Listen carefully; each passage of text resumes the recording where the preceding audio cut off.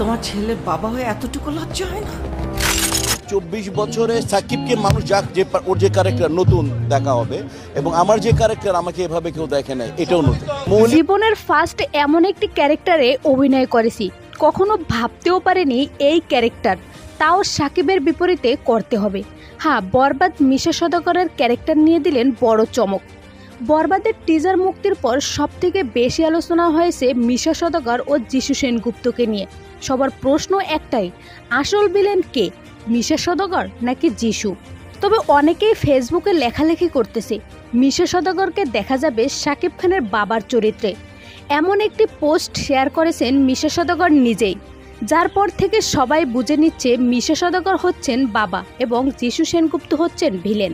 তবে এবারে এই বিষয়ে মিশা সওদাগর বলেন, প্রথমবারের মতো এমন একটি ক্যারেক্টারে অভিনয় করেছি, কখনো ভাবিনি এই ক্যারেক্টার, তাও আবার শাকিব খানের সাথে অভিনয় করতে হবে।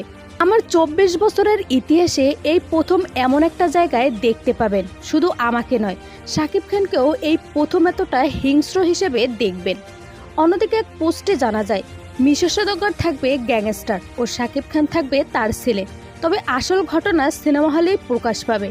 সো ভিউয়ার্স, আপনার কি মনে হয়, আসলে মিশা সওদাগর শাকিব খানের বাবার চরিত্রে অভিনয় করবেন? জানিয়ে দিন কমেন্ট করে।